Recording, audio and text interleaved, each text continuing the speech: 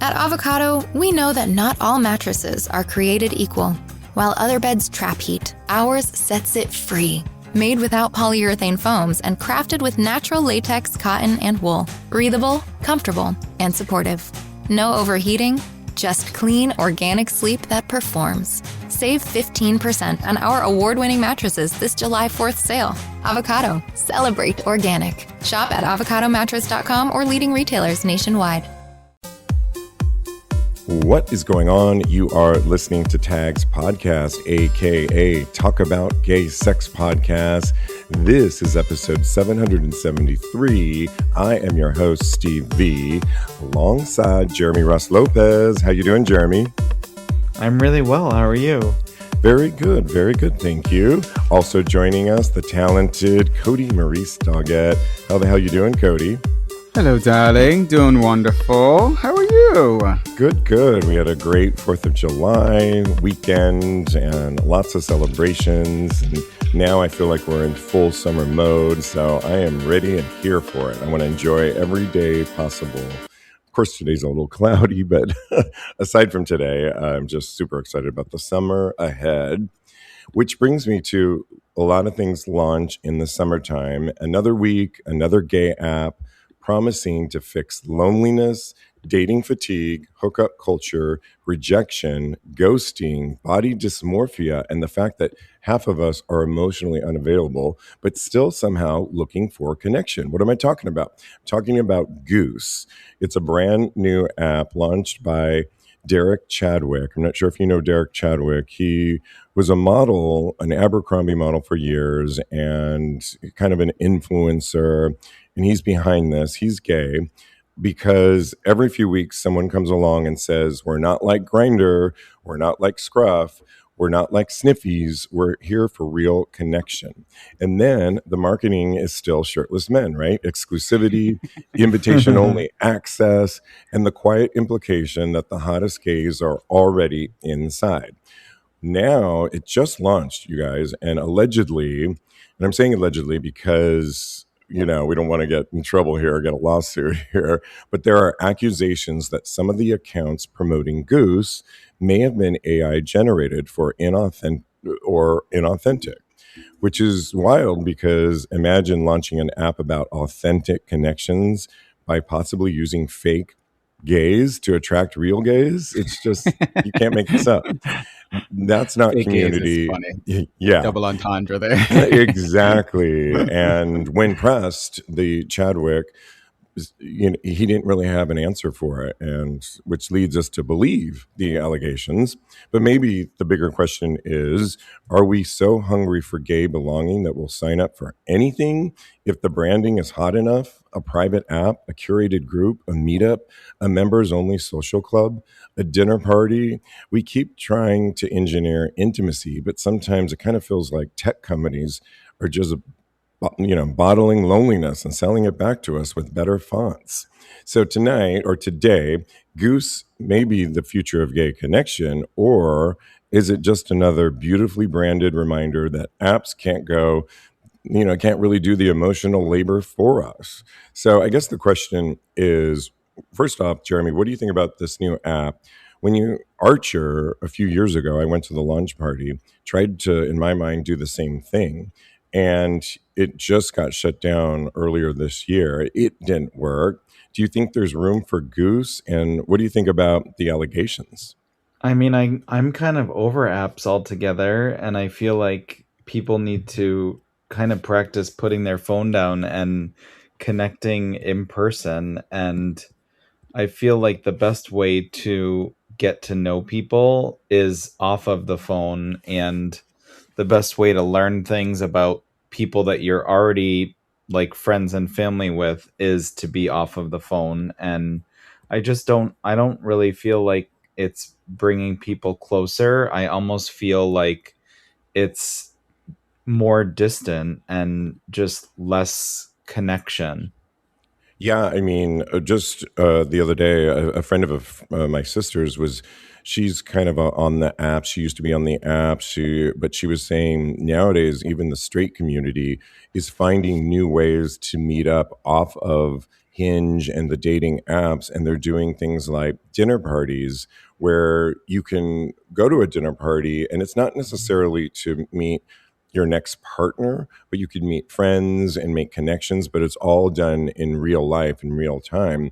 And I guess the question, Cody, is do we want an app that is less hookup focused, or do we just want Grindr with better manners?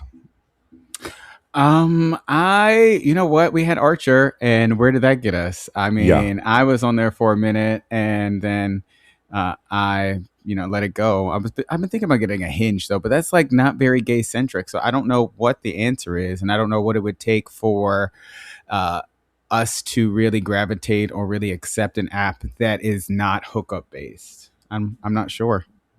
Yeah, it's funny, Jeremy, because when I went on Derek Chadwick, who created the app for Goose, he had all of these promo pictures for the launch party, and it was at this kind of exclusive restaurant, and it was handpicked gays, and it was like a dinner party and flowers, and it looked all very like, you know, set designed, but Hmm. the app says it's a curated community, but do you hear curated when you hear quality connections, or do you think like the popular gays only? I mean, I feel like curated really means selective, in other words, and I don't know that that sounds inclusive whatsoever. And just from like the likeness of it being started by an Abercrombie model alone, just kind of makes Yeah, you right. automatically think it's not something that is really for everyone. That's just my opinion. Yeah, I just think the track record for these and maybe apps and meeting people, Cody, is becoming outdated. I mean, do you think that gay men are really craving deeper connection, or do we just say that publicly and then privately we open up sniffies?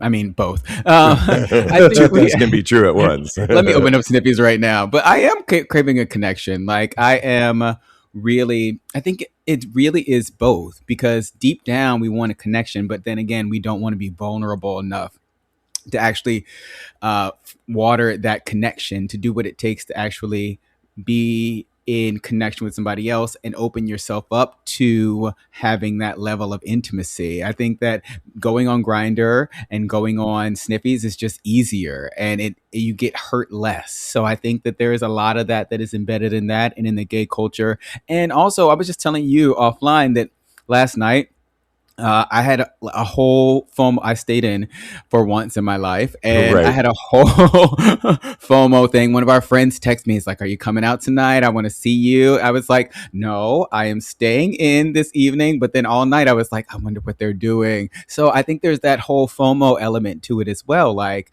I'm already on the website looking at how I can join and can I be a part of this. But then, like Jeremy said, it seems like a select group. It doesn't look very inclusive. And do I really want to be a part of that? I don't think so. So we'll see Yeah. what happens. Maybe I'll download it just so I can talk about it on the show. Oh, that's But cool. Yeah. Well, it's that's a good way for me to get in there. research purposes for tags. Thank Exactly. you. You're a reporter on the streets, on the I'm always on the abs. street, girl.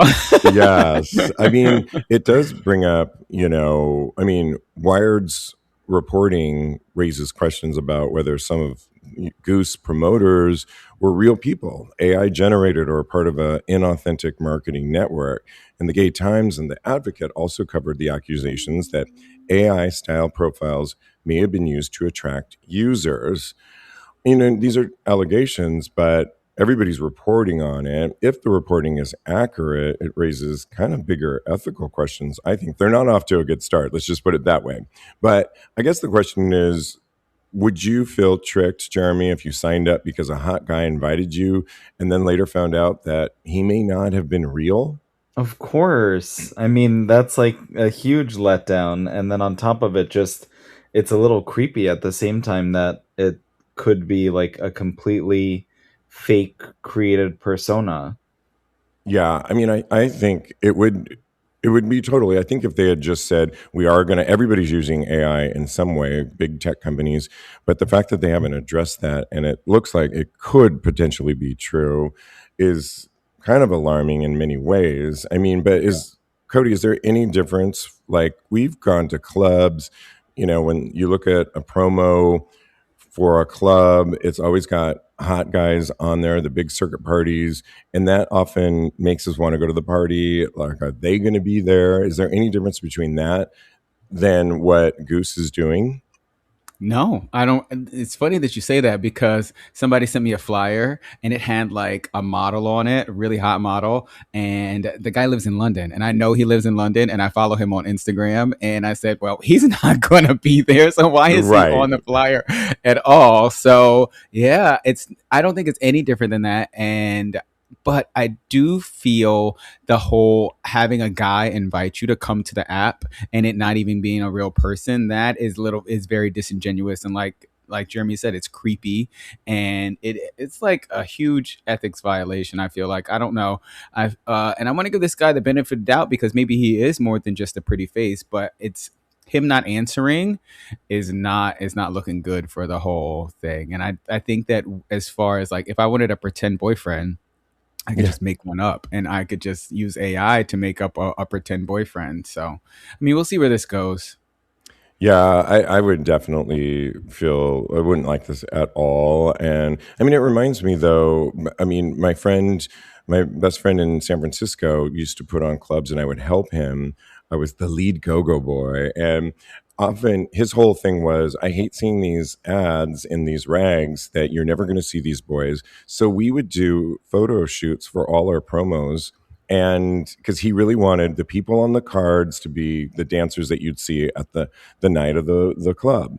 And Nice. it made us a connection with our audience, and then they'd come see us, and then we would do go-go routines and all kinds of sexy dance numbers that were interactive with the people that came there. And it wasn't this kind of, and I get it, it's marketing, you have to market, but I also think that, you know you need to be upfront. And if you are using that and luring people in to the app, then you should be upfront about it, especially if you're telling your audience, don't use fakery, be authentic. Well, you're not even believing your own business model. So, Hmm. yeah, I mean, I do think, gay apps actually solve loneliness, or do they kind of make loneliness more visible, Jeremy? I would say they probably do a little bit of both because I think mentally it gives you kind of the illusion or the feeling that you're having some sort of connection, whether it's real or not, or whether it's just web based and not in person. But then at the same time, I think there's a falsehood behind it a lot of times. And then, as we've talked about in the past, you have people that drag it out and then Yeah. don't actually meet. So they are wasting your time while speaking to you, and at the same time can also be fake. So I think it's a little bit of both, to be honest. Yeah. Can I I jump in mean, there for a sec? yeah. Yeah, you get to say what kind of experience you have on the app. The app is a tool. It's a Hmm. non-entity. It does not have any sentience. It can't make you have a good day. It can't make you have a bad day. So you get to decide what kind of connection you have, what you get from that app. It's all up to you. So if you want only purely physical and no connection and no really giving back and forth and not being vulnerable, then you get to go have that. You can't. I feel like you can't blame the app at all. Well, I don't think you can blame the app, but if the app is producing AI starting off on a way that's Well, not that's different. authentic, I thought we were just talking about Grinder.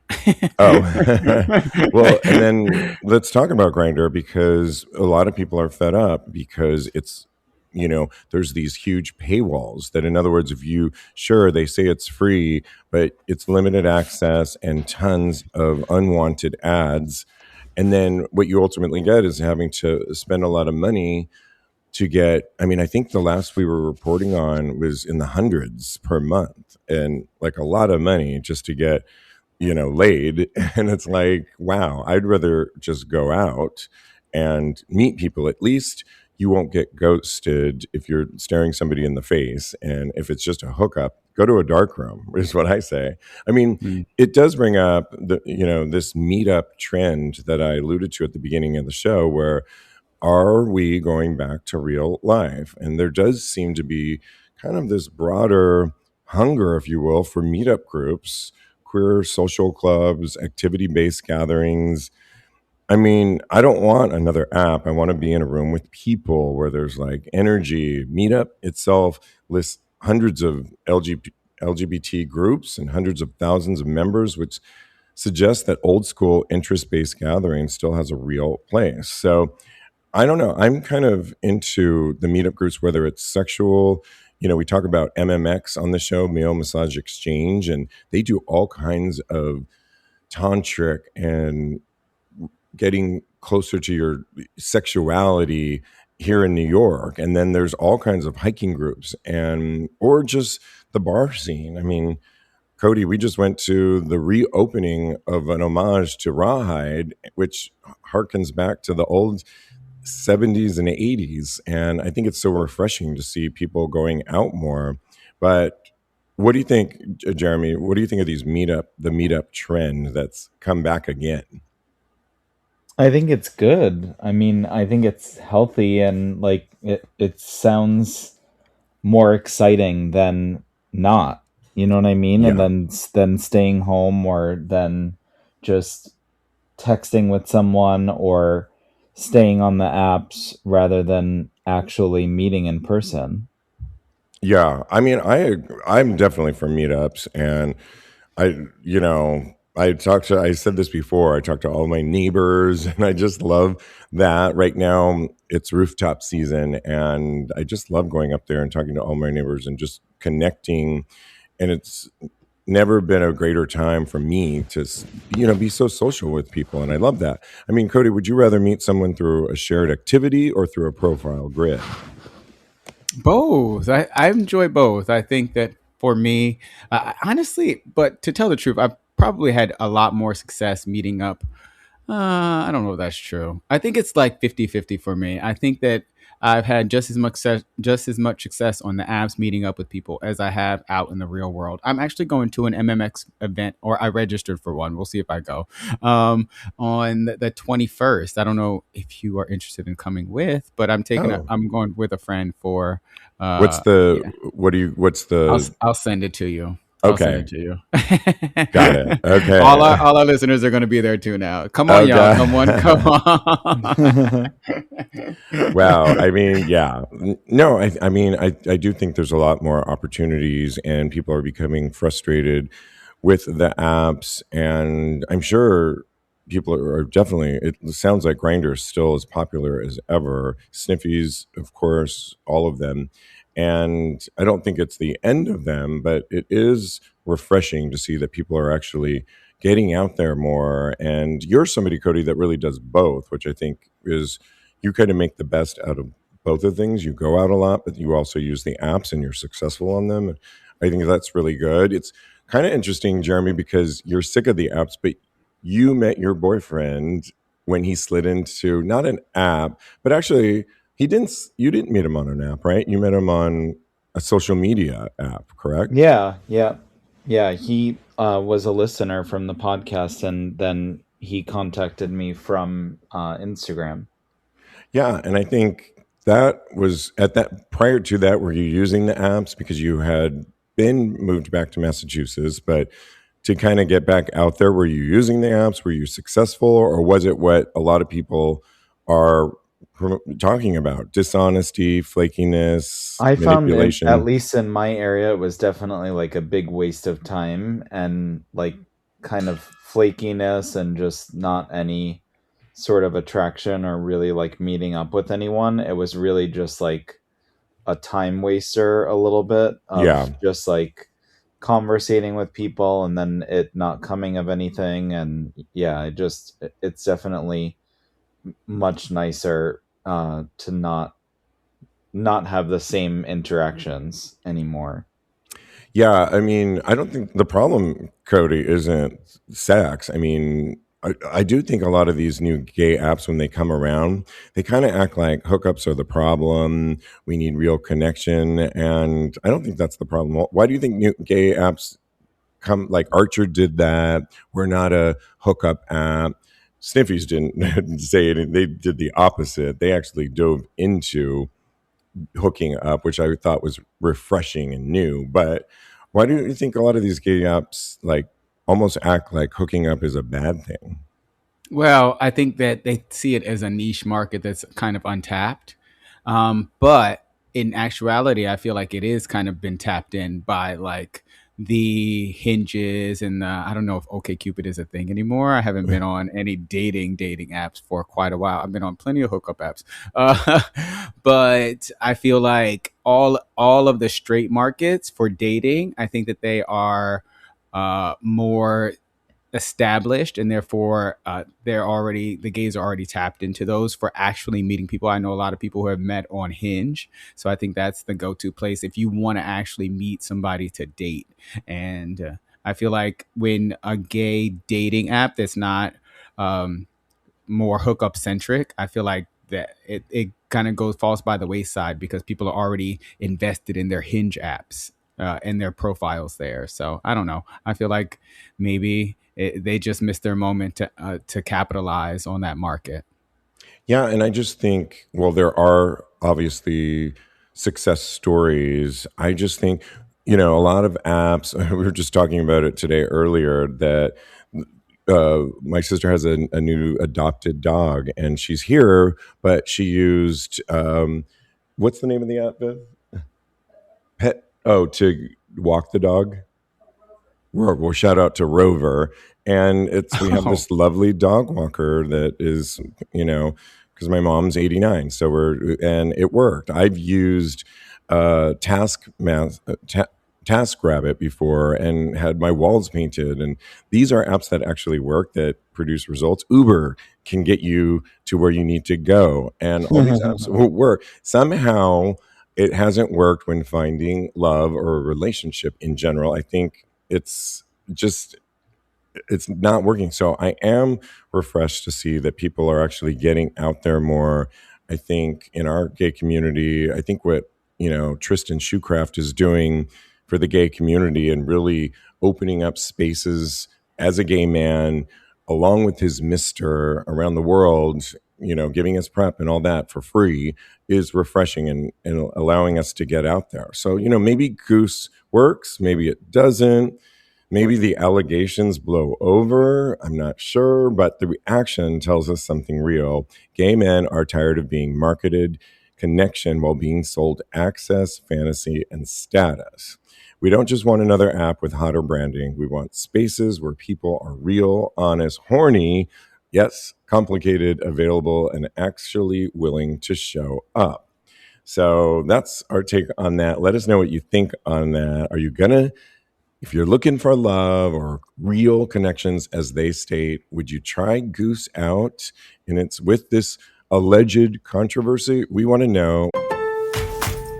Pros, save more on what you need to get the job done right. Right now at Lowe's. Get 15% off select custom entry and interior doors. Plus, save $80 on the DeWalt 20-volt Max 2-tool combo kit. Now just $169. And at the Lowe's Pro Desk, bring us your materials list and get a quote in minutes. Handwritten, a photo, or even a sticky note is all you need. Keep your jobs moving faster and on budget at Lowe's. Valid through 7/8 while supplies last. Selection varies by location. At Avocado, we know that not all mattresses are created equal. While other beds trap heat, ours sets it free.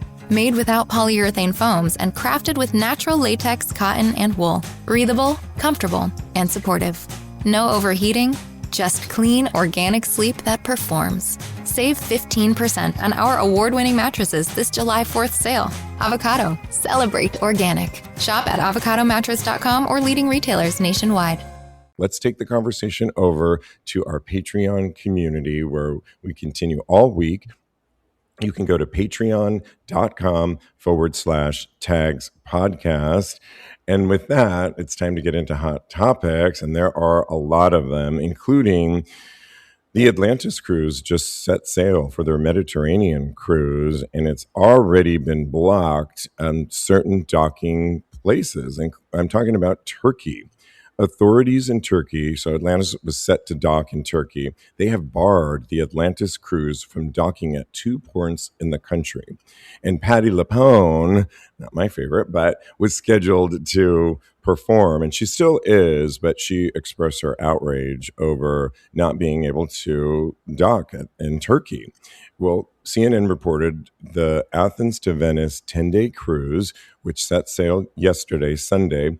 The vessel is the Scarlet Lady. It's owned by Richard Branson, so it looks like a lovely ship. Has about 1,100 American travelers, gay men, and also some Canadians, UK, Australian. But it was due to dock at the Turkish port town of Kusadasi, followed by a trip to Istanbul, which I've docked on an Atlantis cruise there.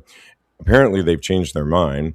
Declining permission to dock, Turkish authorities says the cruise is, quote unquote, known for behaviors incompatible with the fabric of our society and moral values.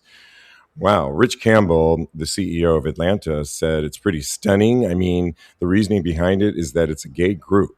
It's very concerning to me when a country decides they can pick and choose which tourists are allowed in and are not. They've since scheduled it to go to, I believe it's, where's the other places? I'll figure that out. But first off on that, Jeremy, if you were on this cruise and you found this information out, knowing that they don't want you there, would you be perturbed, or a larger issue just perturbed at this is where we're still at?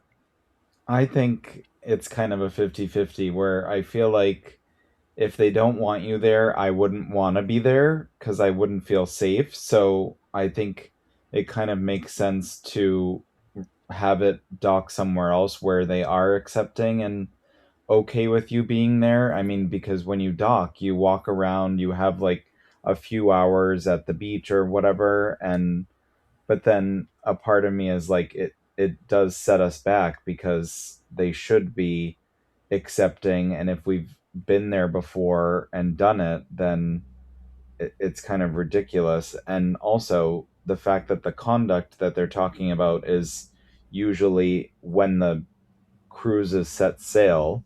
So Yeah. it's kind of The behavior. yeah, exactly. So I just think it's kind of like a stupid reasoning that they have, but at the same time, I don't know if I'd want to be somewhere where they don't want us or don't accept us at this like you Yeah. don't want to be, you don't feel comfortable walking around somewhere that's already foreign when you're not wanted there. Yeah, for all our problems, Cody, and we just celebrated Mhm. 250 years here in America.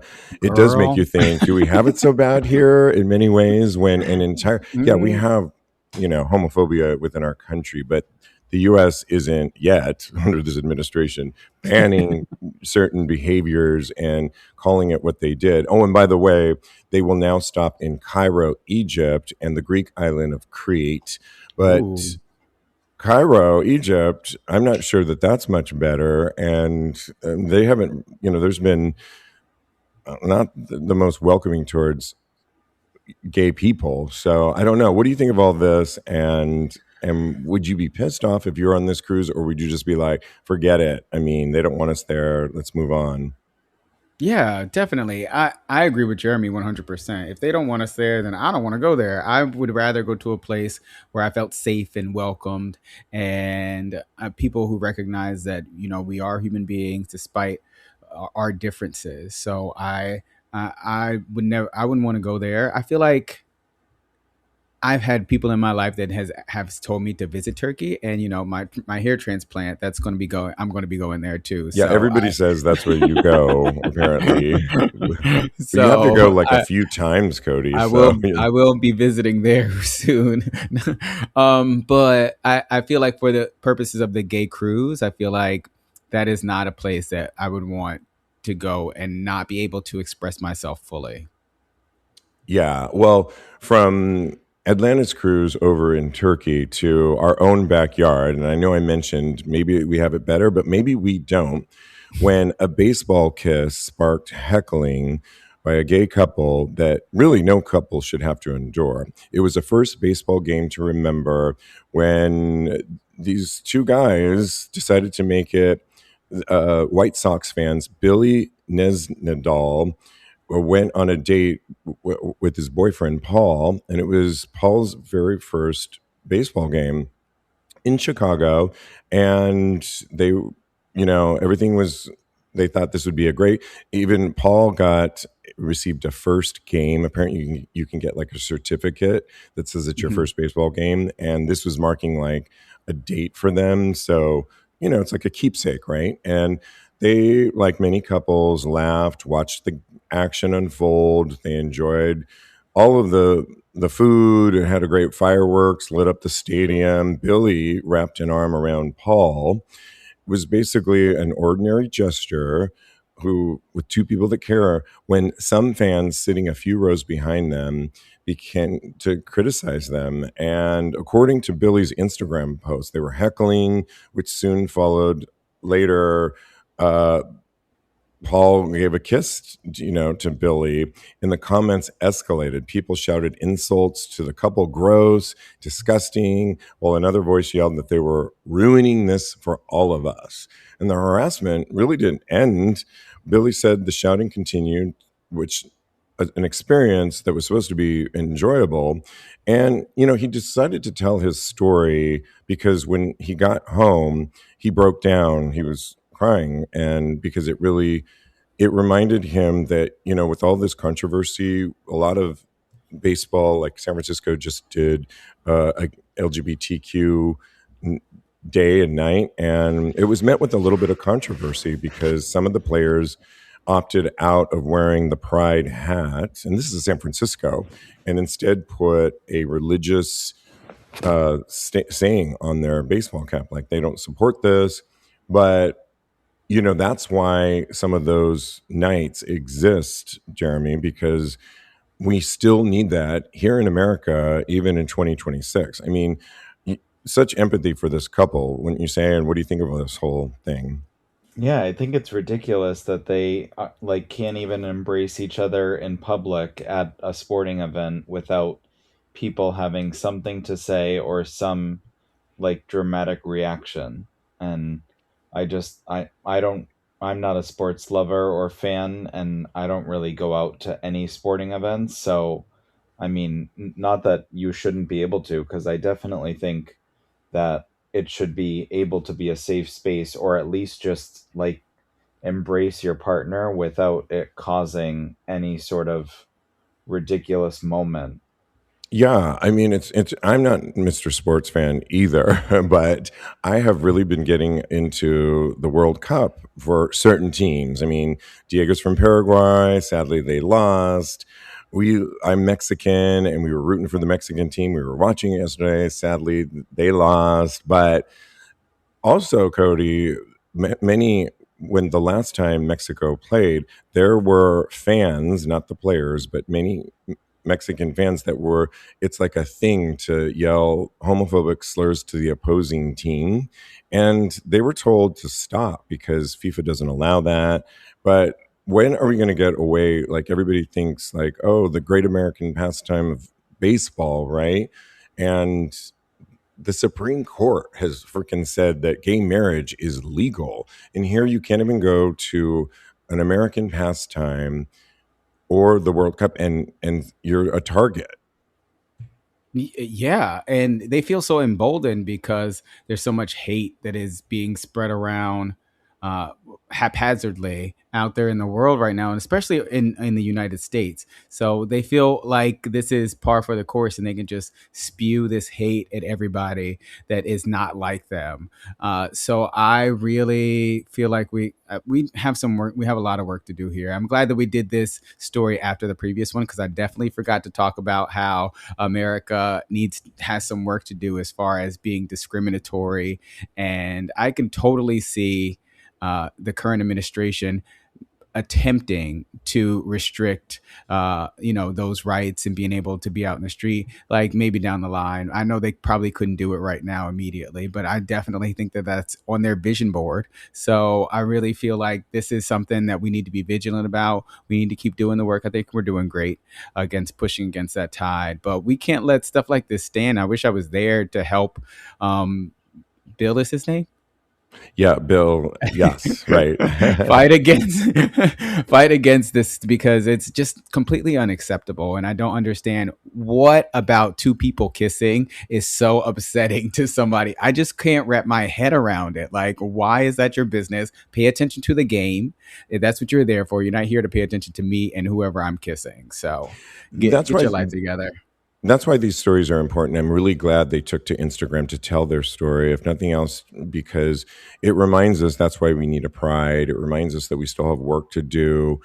It reminds us that, yes, while we have way more freedoms than, say, places that are unwelcoming like Turkey, we still have a fight here, on these streets here. And telling those stories keeps the fight going, and why we still need to be represented and have our allies, and why nights like, even if it's met with some of the players not wanting it, the majority of them did, and nights like Pride Night are important to show it's just teams showing their solidarity and their support. And many of the players happen to be gay and bisexual and lesbian, and it shows the support not only for the fans but for the players that are, hopefully more people will feel comfortable to come out. And that's why we don't hear enough about gay men, particularly men, coming out because of fear of these kinds of things.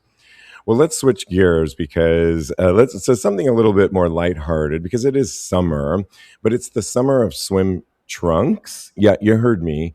Gays are arguing whether skimpy Speedos are being phased out. And I know where you go on this, Cody, but That's my whole personality. What? Before we get into it, I sent a little link in our little chat, and it's a picture of somebody I'm going to see on Thursday. Okay, I don't know him, but I'm going to see the Rocky Horror Show on Broadway, starring Luke Evans in the lead. And he took a break from Dr. Frankenfurter in the revival of the Rocky Horror Show to go to Fire Island over the weekend. He deserved a little break. And one of the pictures he has trunks in, and the other picture is skimpy. Boy, I do think he rocks it. He looks superb. Thoughts on Luke before we get into what people are picking, Jeremy? I love the bathing suit, and I think he looks really good. Yeah, I know. Delicious. What do you think of my new boyfriend? Cody, kidding. Beautiful. Yeah, I mean, It's really exactly. great. Yeah. So long synonymous with the Speedos, gays are apparently moving into the longer direction when a person on X named Cesar shared his now viral observation over the weekend. Sad to report, swim trunks are on trend right now, and gays are kind of phasing Speedos out. Well, the declaration has been viewed more than 240,000 times, sparked competing feelings of consternation and elation, as well as a few doubts. And reported in Speedos, somebody said, not so sure they're being phased out. Well, this is coming from Provincetown and Fire Island. But I don't know, Jeremy, what do you think? Are Speedos out and we're phasing in the trunks? No, I don't think so at all. I think wear whatever the hell you want, and I've always loved trunks personally, and I like a fitted like board short that's on the shorter end of Yes. like not anywhere near the knee, really, much higher, like mid thigh. But that's what I've always preferred, and I love fun prints and color, and I've definitely dabbled in a lot more fun bathing suits than I used to wear, and I say wear whatever the hell you feel comfortable in and what makes you happy. I don't think that you should necessarily just ditch all of your Speedos just because people say it's not on trend or it's not trending or it's not popular. I agree. I mean, I just think this debate always comes up. We're talking about it almost every year. And for me, I'm kind of I like all the spectrum. So for example, when I'm in Puerto Vallarta in certain settings, I like that. I used to wear the long board shorts. I don't really like those anymore. I don't think they're really flattering for me personally. So I like kind of a shorter, trunk, if you will. It's kind of more fitted to the body, but still a trunk. But then, if I go to certain gay beaches, if I'm in Fire Island or the gay beach Blue Chairs in Puerto Vallarta, I'm rocking a skimpy Speedo. It's like my crowd, right? I'm with my peeps and I want to do it. But also, if I'm in or if I'm in New Jersey at the Naked Beach, I'm donning all of it and going for that. So I'm kind of all over the place, but it depends on where I'm at. What do you say to this, Cody? Yeah, I agree with you. I think it's appropriate to the setting, but I definitely prefer a Speedo, especially like a string Speedo, or I'm starting to venture into thong territory. Oh, So wow. Of course get you ready. are. We didn't even mention that. But yeah, I definitely think, like you guys said, wear whatever makes you comfortable, whatever flatters your body, and really just, make sure that you're being authentic to yourself and don't really listen to these trends because they come and they go, and you're going to have to be happy with yourself for the interim. So do what you feel. Absolutely. Well, if you're heading to Vegas, like a lot of people are traveling this summer, Lisa Vanderpump wants the gays to misbehave because she has a new Las Vegas hotel. Of course she does, right? It has 188 rooms. It's called the Vanderpump Hotel. They just had the grand opening. And when asked why gays should stay there, she said sassily, because I'm here.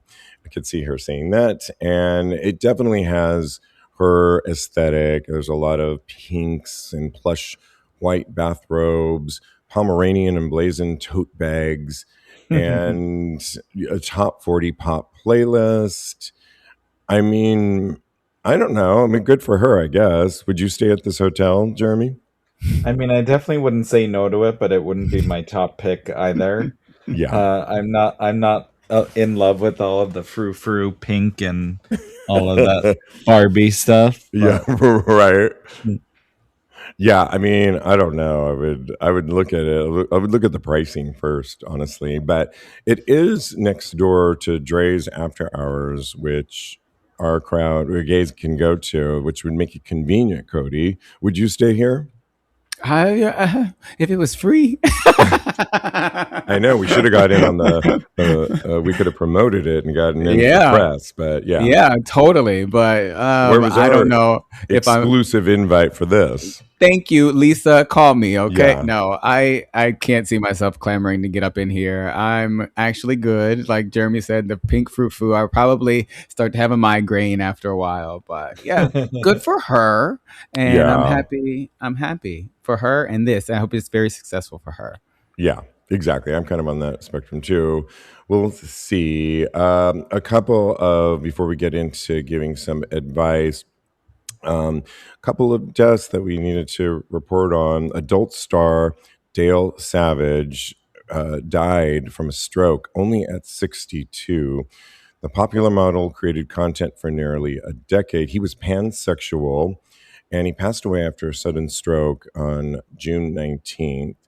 And, he had a huge career. Adult models and fans of Savages are now sharing really sweet messages about the news, with calling him a very sweet man with a big heart, a talented, warm, and genuinely kind. And, rest in power, because I think 62 is so young to leave us. So, and then there was, let me just find this. Sorry. Yes. Stonewall veteran and trans rights advocate Victoria Cruz died at the age of 79. And, I don't think people talk about Victoria Cruz a lot, but she was a trans rights advocate, veteran, supporter of survivors of anti-trans violence. She died at 79 following a battle with liver cancer. She was present at the Stonewall Inn during the historic 1969 uprising that helped ignite modern LGBTQ plus rights movement. And while she was described by the Times as having played a quieter role in comparison to people like, Marsha P. Johnson, Sylvia Rivera. She became deeply respected elder within New York's transgender community over the decades that followed. And for 17 years, Cruise worked with the New York City Anti-Violence Project, where she supported LGBTQ plus people affected by violence, discrimination, and abuse. So may her legacy ride on, and may she rest in power as well. Definitely. Yeah.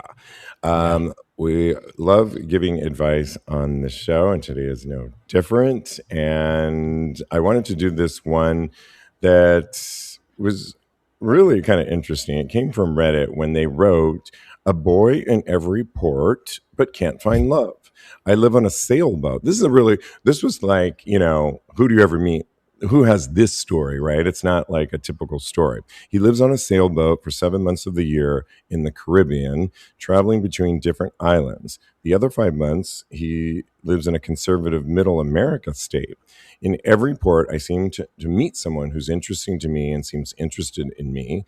They have good conversation, nice, genuine guys, polite, handsome. We talk, have a good time, good sex. Most of the guys I'll spend multiple weeks hanging out with. So it's not like a one-time, one-day thing. I'm sure part of it is the excitement of a new guy, infatuation, etc. After I leave, I keep in touch with all of them, taking most days FaceTiming them. Some of them have expressed that they miss me and they want more. And when I'm back in my home base state, I meet guys, most of them too young for me. The rest I don't click. I live in an amazing life, it sounds like it, and I'm extremely lucky and grateful for the ability and experience to live this way. My socials are full of beautiful pictures and amazing places.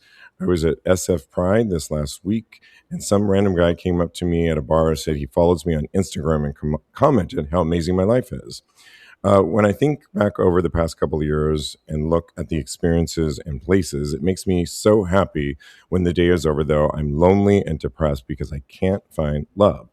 I know my life needs to change. My boat is for sale. I'm searching for the next version of myself, something more quote unquote anchored, if you get it.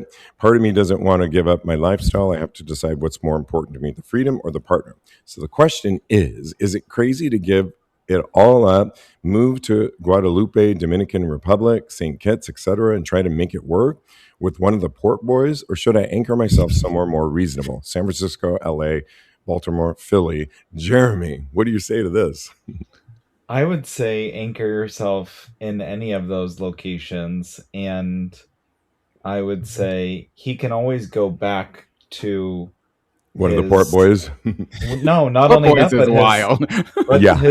But his travel lifestyle of like continuing to travel. You can travel while you're in a relationship with your partner, and you can relocate. So I say he should anchor himself somewhere and test it out, see how it goes. And any of those locations that he mentioned, they all are probably like great to live, and obviously you want to find friends and things to do and activities and stuff, but I would say try anchoring yourself in one of those locations. Yeah, I'm with you. Anchor yourself in one of these major cities, because this person clearly is not, it meets people easily. He sounds gregarious. Whenever he goes someplace, he meets people. So this isn't a shy person. So I think in any one of those cities, if he is looking for love, if he is lonely, like he says, he will be able to meet somebody, because he probably will put himself out there. The places he mentioned, like St. Kitts, DR, I don't know that there's a huge, in other words, I do think that when you have these sort of flings, I've had them before, they tend to be what they are, because there's that illusion that, you romanticize it, right? And you're not doing the day-to-day thing. So if it doesn't work with one of these guys, then you're trapped in one of these remote parts of the world that doesn't have a huge gay population. And now you've just, at least if you anchor yourself for a little bit and you do meet somebody, like you said, Jeremy, you can then travel with this person, find somebody that's into travel and keep going all over the world. That's the beauty of traveling with a partner. What do you say to this, Cody?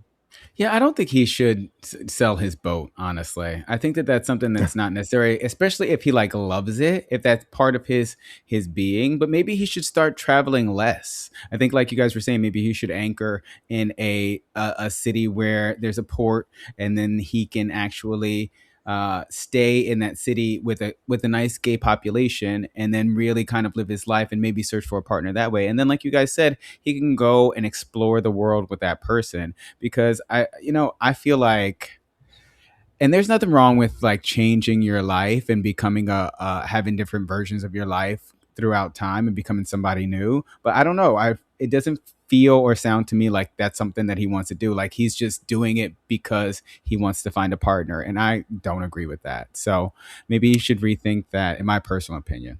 I would disagree a little bit in that, sometimes you have to often cut off something to move forward. And I think he has tied that boat with these flings, these port boys, as he calls them, in these Port different boys, ports, right? That's his words. And so I do think sometimes if that's the boat is associated with that, selling it could then ground him literally in a major city where he can then, who's to say you can't just get another boat, down the road? It's true. And if that's the thing that's kind of lingering on, plus probably the fees to park it and all the logistical side of it could be a nightmare. I don't know. But yeah, I don't know. That's our recommendations, and we are here for you on that. And oh my gosh, so much fun talking to you guys. We could do this all night, but we want to hear back from you. So again, go to our Patreon community page where conversation continues, patreon.com/tags podcast.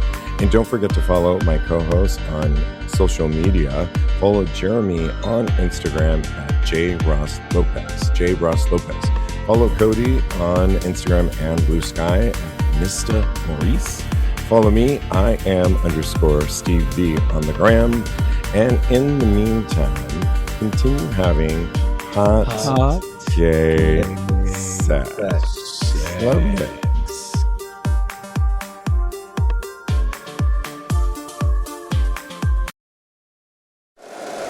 If you like the show, please take a moment to rate, review, and subscribe. It really does help the show to grow.